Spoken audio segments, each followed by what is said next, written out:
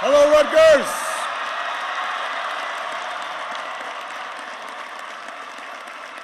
Are you rah-rah? Thank you so much. Thank you, everybody. Please have a seat. Thank you, President Barchi, for that introduction. Let me congratulate my extraordinarily worthy fellow honorary Scarlet Knights, Dr. Burnell and Bill Moyers. Matthew, good job. If you are interested, we can talk after this.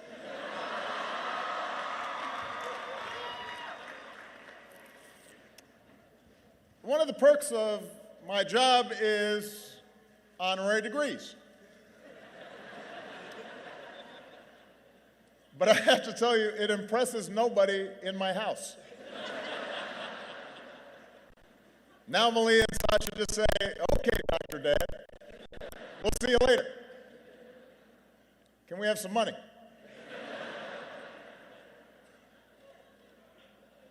To the Board of Governors, to Chairman Brown, to Lieutenant Governor Guadagno, Mayor Cahill, Mayor Waller, members of Congress, Rutgers administrators, faculty, staff, friends, and family. Thank you for the honor of joining you for the 250th anniversary of this remarkable institution.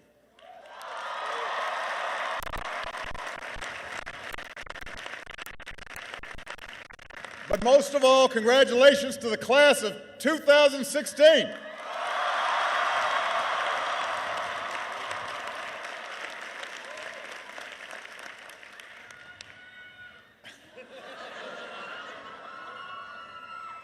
I come here for a simple reason, to finally settle this pork roll versus Taylor ham question.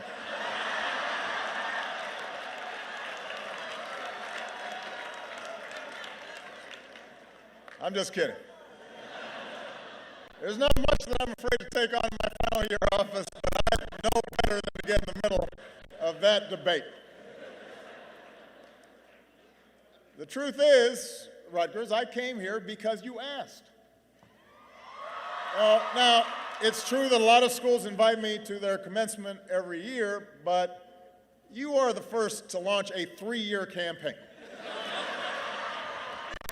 Emails, letters, tweets, YouTube videos.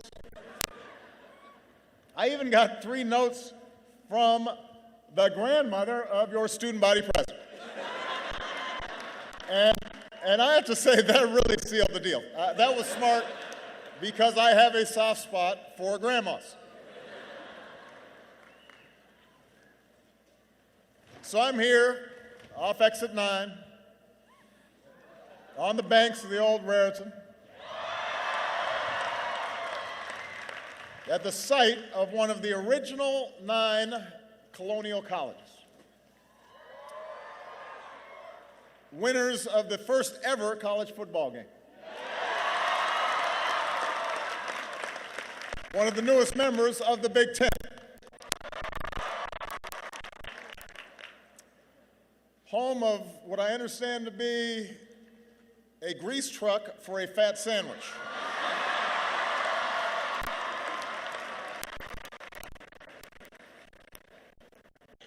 Mozzarella sticks and chicken fingers on your cheesesteaks. I'm sure Michelle would approve.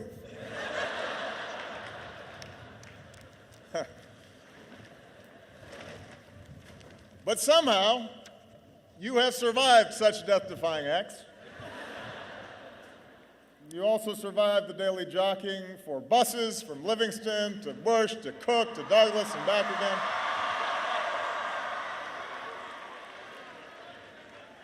I suspect that a few of you are trying to survive this afternoon after a late night at Old Queen's. You know who you are.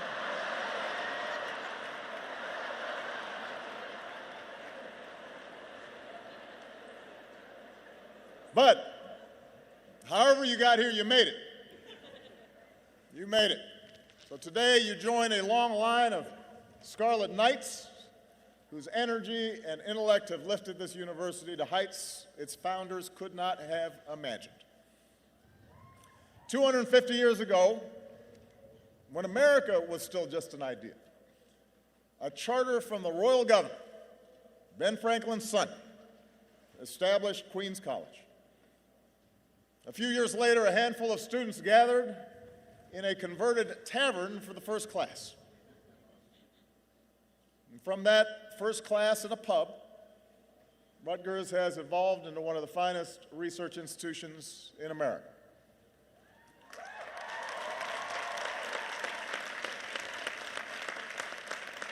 So there's a place where you 3D print prosthetic hands for children and devise rooftop wind arrays that can power entire office buildings with clean, renewable energy.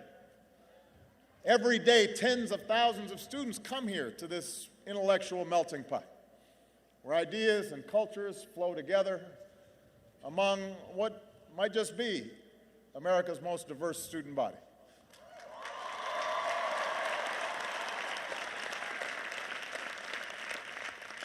Here in New Brunswick, you can debate philosophy with a classmate from South Asia in one class and then strike up a conversation on the double E bus with a first-generation Latina student from Jersey City before sitting down for your site group project with a veteran who's going to school on the post-9/11 GI Bill.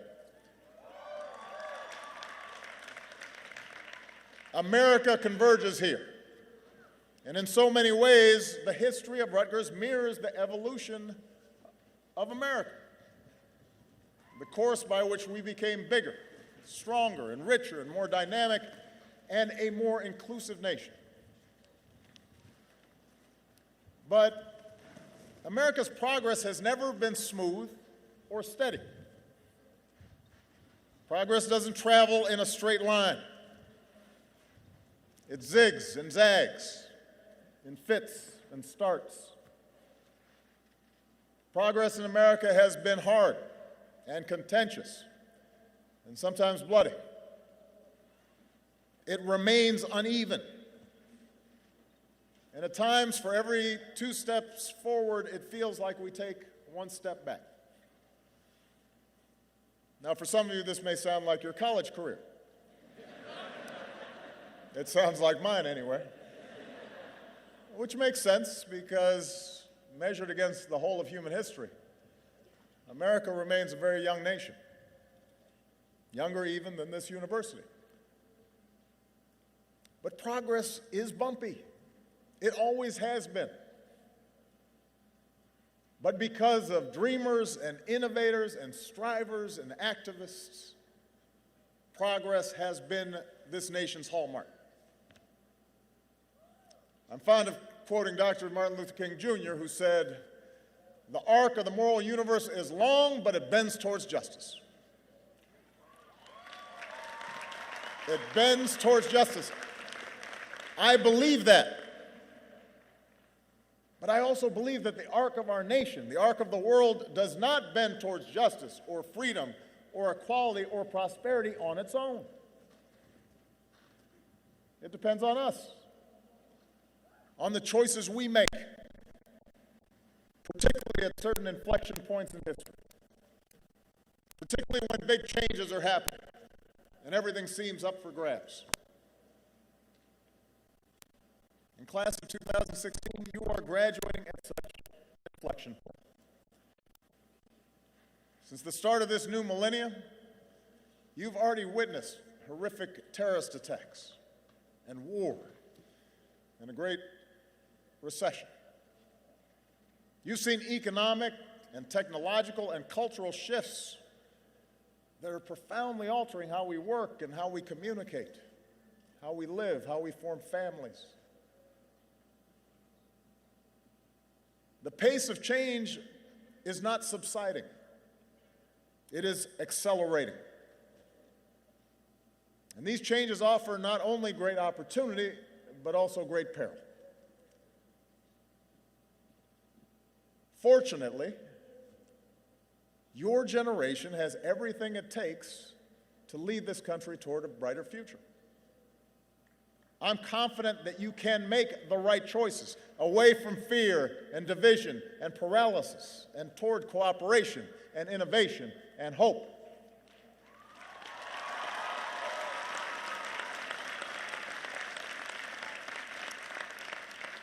Now, partly I'm confident because on average you're smarter and better educated than my generation. Although we probably had better penmanship. And we're certainly better spellers. We did not have spell check back in my day. You're not only better educated, you've been more exposed to the world, more exposed to other cultures. You're more diverse. You're more environmentally conscious. You have a healthy skepticism for conventional wisdom. So you've got the tools to lead us. And precisely because I have so much confidence in you, I'm not going to spend the remainder of my time telling you exactly how you're going to make the world better. You'll figure it out. You'll look at things with fresh eyes, unencumbered by the biases and blind spots and inertia and general crankiness of your parents and grandparents and old heads like me. But I do have a couple of suggestions that you may find useful as you go out there and conquer the world. Point number one. When you hear someone longing for the good old days, take it with a grain of salt. Take it with a grain of salt. We live in a great nation, and we are rightly proud of our history. We are beneficiaries of the labor and the grit and the courage of generations who came before. But I guess it's part of human nature, especially in times of change and uncertainty, to want to look backwards and long for some imaginary past when everything worked and the economy hummed and all politicians were wise and every child was well-mannered and America pretty much did whatever it wanted around the world. Guess what? It ain't so. The good old days weren't all that good. Yes, there have been some stretches in our history where the economy grew much faster or when government ran more smoothly. There were moments when, immediately after World War II, for example, or at the end of the Cold War, when the world bent more easily to our will. But those are sporadic, those moments, those episodes. In fact, by almost every measure, America is better and the world is better than it was 50 years ago, or 30 years ago, or even 8 years ago.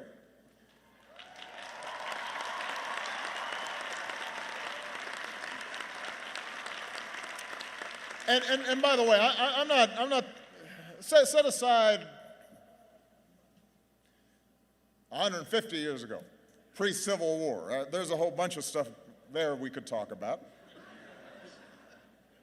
Set aside life in the 50s, when women and people of color were systematically excluded from big chunks of American life.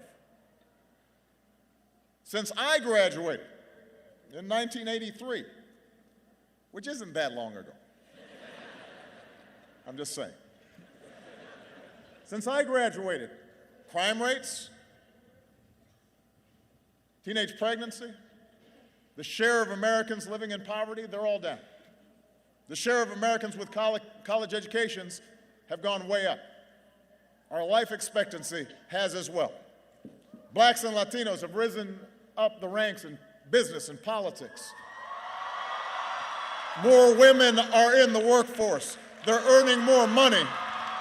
Although it's long past time that we pass laws to make sure that women are getting the same pay for the same work as men.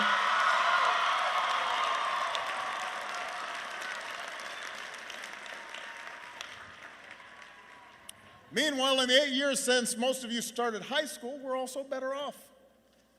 You and your fellow graduates are entering the job market with better prospects than any time since 2007.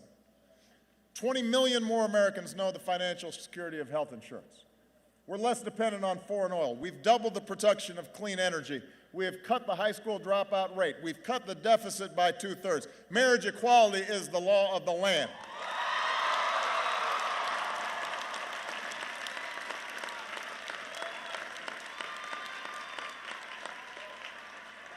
And just as America's better, the world is better than when I graduated.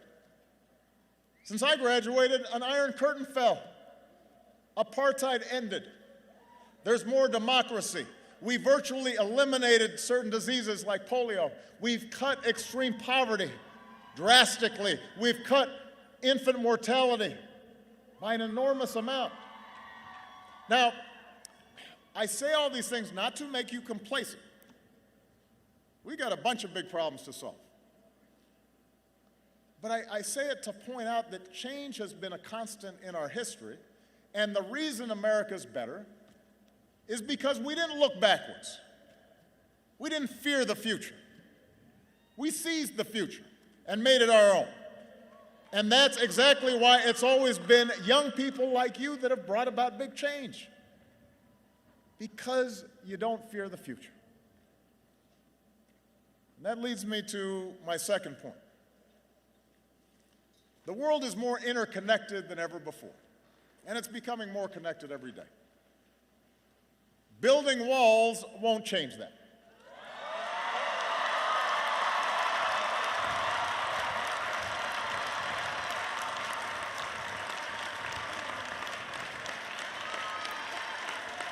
Look, as president, my first responsibility is always the security and prosperity of the United States. And as citizens, we all rightly put our country first. But if the past 2 decades have taught us anything, it's that the biggest challenges we face cannot be solved in isolation. When overseas states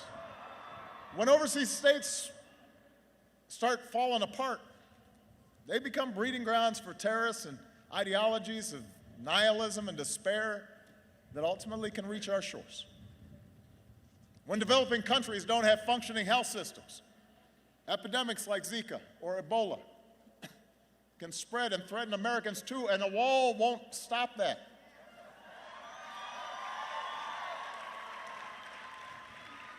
If we want to close loopholes that allow large corporations and wealthy individuals to avoid paying their fair share of taxes, we've got to have the cooperation of other countries in a global financial system to help enforce financial laws. The point is, to help ourselves, we got to help others. Not pull up the drawbridge and try to keep the world out.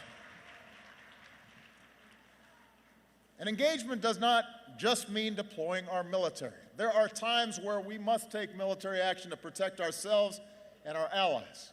And we are in awe of, and we are grateful for the men and women who make up the finest fighting force the world has ever known.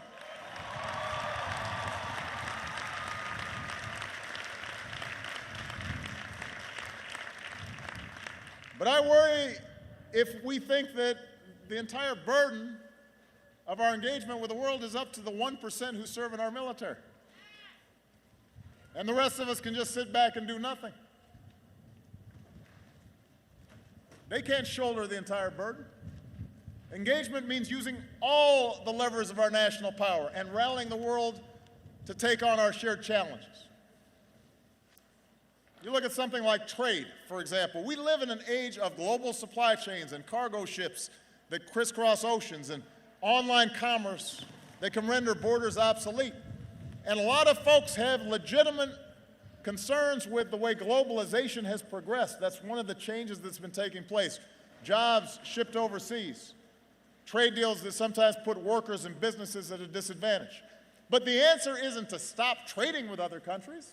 In this global economy, that's not even possible.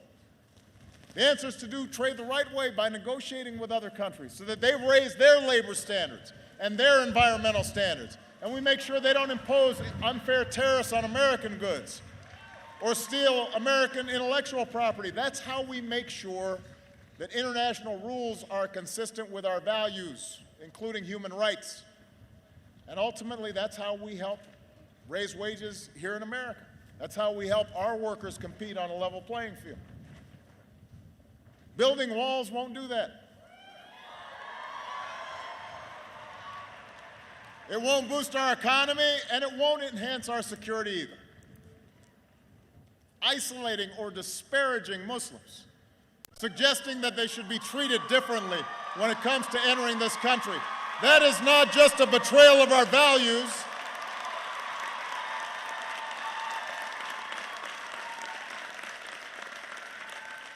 That's not just a betrayal of who we are. It would alienate the very communities at home and abroad who are our most important partners in the fight against violent extremism. Suggesting that we can build an endless wall along our borders and blame our challenges on immigrants. That doesn't just run counter to our history as the world's melting pot. It contradicts the evidence that our growth and our innovation and our dynamism has always been spurred by our ability to attract strivers from every corner of the globe. That's how we became America. Why would we want to stop it now?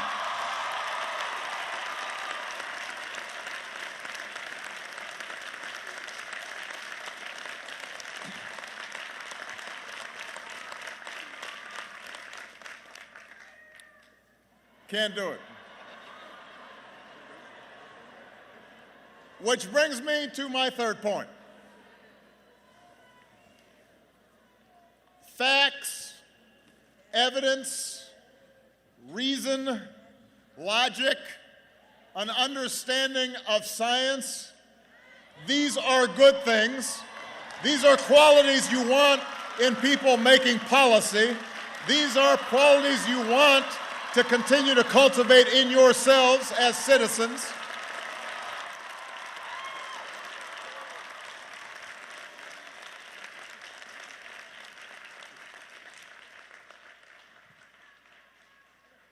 That might seem obvious.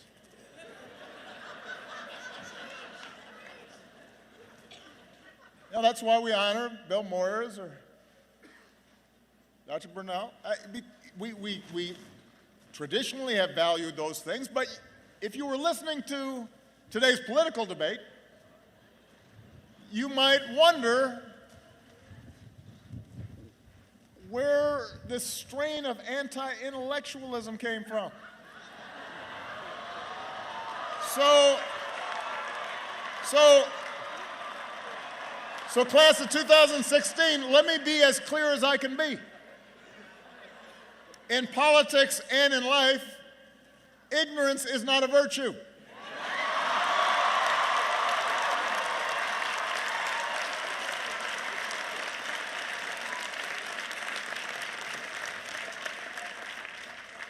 It's not cool to not know what you're talking about.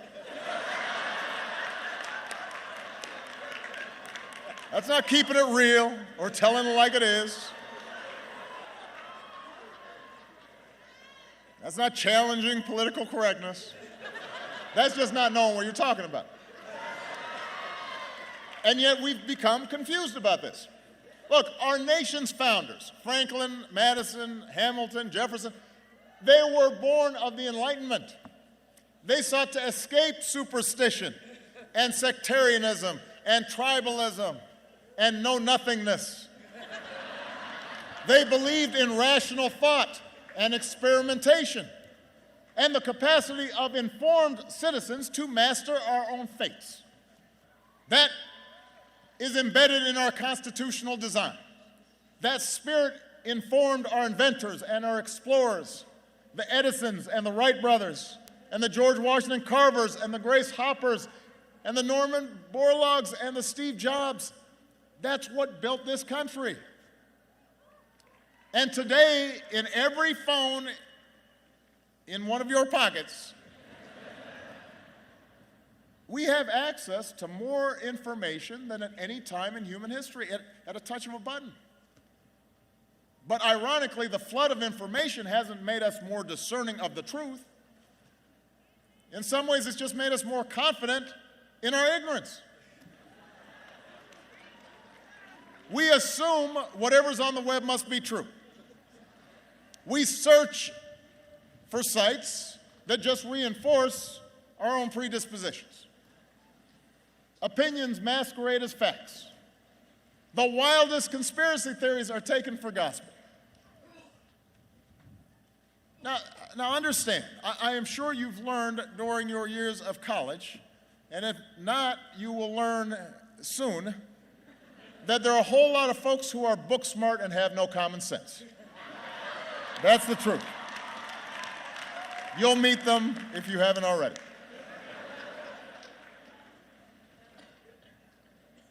So the fact that they got a fancy degree, you got to talk to them to see whether they know what they're talking about. Qualities like kindness and compassion, honesty, hard work, they often matter more than technical skills or know-how. But when our leaders express a disdain for facts, when they're not held accountable for repeating falsehoods and just making stuff up, while actual experts are dismissed as elitists, then we've got a problem. It's interesting that if we get sick, we actually want to make sure the doctors, like going to medical school, they know what they're talking about. If we get on a plane, we say we really want a pilot to be able to pilot the plane.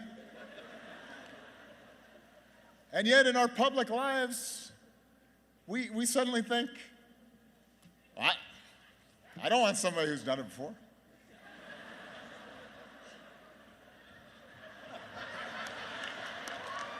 Look, the rejection of facts, the rejection of reason and science, that is the path to decline.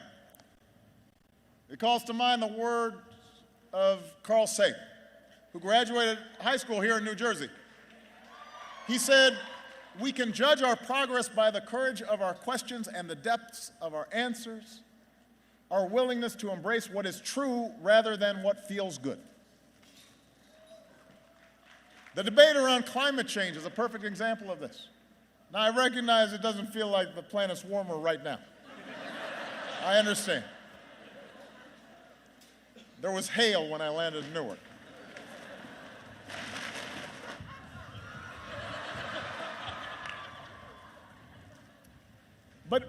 But think about the climate change issue. Every day, there are officials in high office with responsibilities who mock the overwhelming consensus of the world's scientists that human activities and the release of carbon dioxide and methane and other substances are altering our climate in profound and dangerous ways. A while back, you may have seen a United States senator trotted out a snowball during a floor speech in the middle of winter as proof that the world was not warming. I mean, listen, climate change is not something subject to political spin. There is evidence. There are facts. We can see it happening right now. If we don't act, if we don't follow through on the progress we made in Paris, the progress we've been making here at home, your generation will feel the brunt of this catastrophe. So it's up to you to insist upon and shape an informed debate. Imagine if Benjamin Franklin had seen that senator with the snowball, what he would think. Imagine if your fifth grade science teacher had seen that.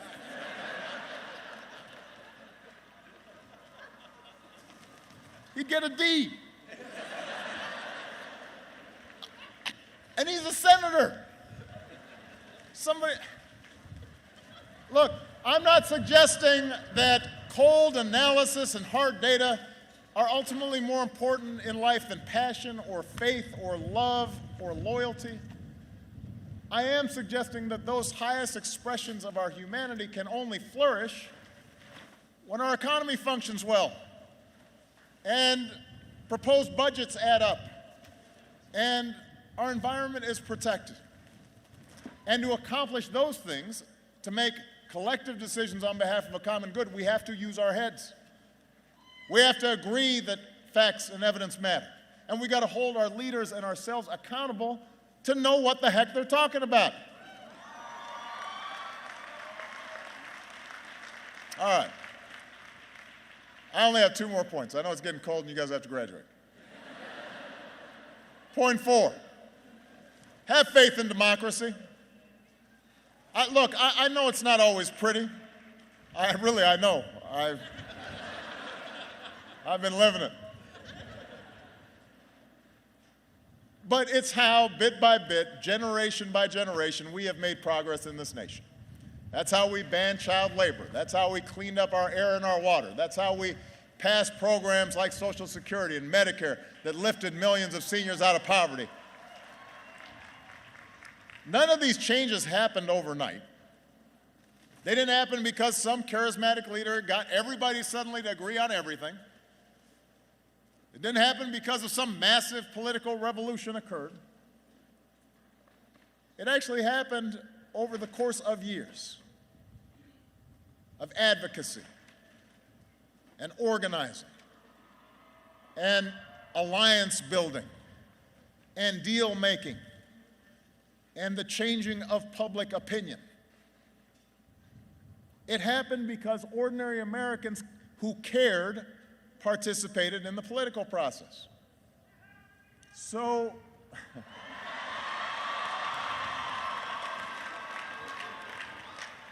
well, that's nice. I mean, I helped, but look, if you want to change this country for the better, you better start participating. I'll give you an example on a lot of people's minds right now, and that's the growing inequality in our economy. Over much of the last century, we've unleashed the strongest economic engine the world has ever seen, but over the past few decades, our economy's become more and more unequal. The top 10% of earners now take in half of all income in the U.S. In the past, it used to be a top CEO made 20 or 30 times the income of the average worker. Today, it's 300 times more. Wages aren't rising fast enough for millions of hard-working families. Now, if we want to reverse those trends, there are a bunch of policies that would make a real difference. We could raise the minimum wage. We could modernize our infrastructure. We could invest in early childhood education. We could make college more affordable. We could close tax loopholes on hedge fund managers and take that money and give tax breaks to help families with child care or retirement. And if we did these things, then we'd help to restore the sense that hard work is rewarded, and we could build an economy that truly works for everybody. Now, the reason some of these things have not happened, even though the majority of people approve them, is really simple. It's not because I wasn't proposing them. It wasn't because the facts and the evidence showed they wouldn't work. It was because a huge chunk of Americans, especially young people, do not vote. In 2014, voter turnout was the lowest since World War II. Fewer than 1 in 5 young people showed up to vote. 2014. And the 4 who stayed home determined the course of this country just as much as the single one who voted, because apathy has consequences. It determines who our Congress is. It determines what policies they prioritize. It even, for example, determines whether a really highly qualified Supreme Court nominee receives the courtesy of a hearing and a vote in the United States Senate. And yes, big money in politics is a huge problem. We've got to reduce its influence. Yes, special interests and lobbyists have disproportionate access to the corridors of power. But contrary to what we hear sometimes from both the left as well as the right, The system isn't as rigged as you think, and it certainly is not as hopeless as you think. Politicians care about being elected, and they especially care about being reelected. And if you vote and you elect a majority that represents your views, you will get what you want. And if you opt out or stop paying attention, you won't. It's that simple. It's not that complicated. Now, one of the reasons that people don't vote is because they don't see the changes they were looking for right away. Well, guess what? None of the great strides in our history happened right away. It took Thurgood Marshall and the NAACP decades to win Brown versus Board Education, and then another decade after that to secure the Civil Rights Act and the Voting Rights Act. And it took more time after that for it to start working. It took a proud daughter in New Jersey, Alice Paul, years of organizing marches and hunger strikes and protests and drafting hundreds of pieces of legislation and writing letters and giving speeches and working with congressional leaders before she and other suffragists finally helped win women the right to vote. Each stage along the way required compromise. Sometimes you took half a loaf. You forged allies. Sometimes you lost on an issue and then you came back to fight another day. That's how democracy works. So you've got to be committed to participating, not just if you get immediate gratification, but you got to be a citizen full-time all the time. And if participation means voting, and it means compromise and organizing and advocacy, it also means listening to those who don't agree with you. I know a couple of years ago, some folks on this campus got upset that Condoleezza Rice was supposed to speak at a commencement. Now, I don't think it's a secret that I disagree with many of the foreign policies of Dr. Rice and the previous administration. But the notion that this community or the country would be better served by not hearing from a former Secretary of State or shutting out what she had to say, I believe that's misguided. I don't think that's how democracy works best, when we're not even willing to listen to each other.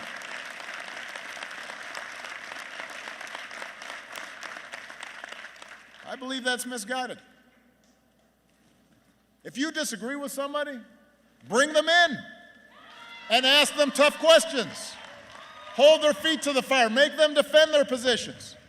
If somebody's got a bad or offensive idea, prove it wrong. Engage it, debate it, stand up for what you believe in. Don't be scared to take somebody on. Don't feel like you got to shut your ears off because you're too fragile and somebody might offend your sensibilities. Go at them if they're not making any sense. Use your logic and reason and words. And by doing so, you'll strengthen your own position. And you'll hone your arguments. And maybe you'll learn something and realize you don't know everything. And you may have a new understanding, not only about what your opponents believe, but maybe what you believe. Either way, you win.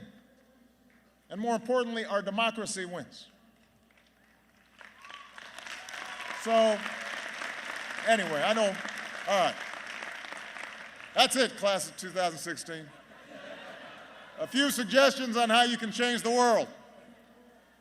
Except maybe I've got one last suggestion, and just one. And that is, gear yourself for the long haul.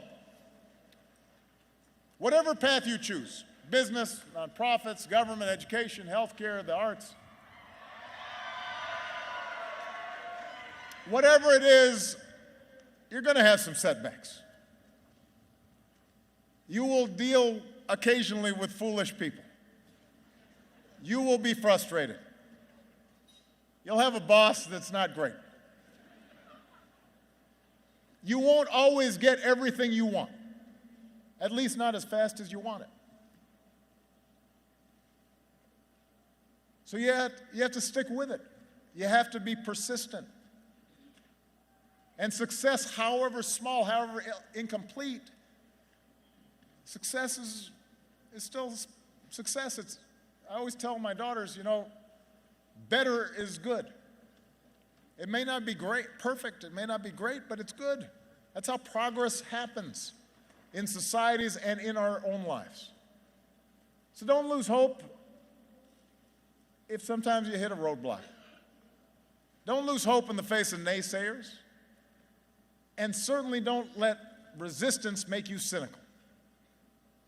Cynicism is so easy, and cynics don't accomplish much. As a friend of mine who happens to be from New Jersey, a guy named Bruce Springsteen once sang, they spend their lives waiting for a moment that just don't come. Don't let that be you. Don't waste your time waiting. And if you doubt you can make a difference, look at the impact some of your fellow graduates are already making. Look at what Matthew's doing. Look at somebody like Yasmin Ramadan, who began organizing anti-bullying assemblies when she was 10 years old to help kids handle bias and discrimination. And here at Rutgers, helped found the Muslim Public Relations Council to work with administrators and police to promote inclusion. Look at somebody like Madison Little, who grew up dealing with some health issues and started wondering what his care would have been like if he lived someplace else. And so here at Rutgers, he took charge of a student nonprofit and worked with folks in Australia and Cambodia and Uganda to address the AIDS epidemic. Our generation has so much energy to adapt and impact the world, he said. My peers give me a lot of hope that we'll overcome the obstacles we face in society. That's you. Is it any wonder that I am optimistic? Throughout our history, a new generation of Americans has reached up and bent the arc of history in the direction of more freedom and more opportunity and more justice. And class of 2016, it is your turn now to shape our nation's destiny as well as your own. So get to work. Make sure the next 250 years are better than the last. Good luck. God bless you. God bless this country we love. Thank you.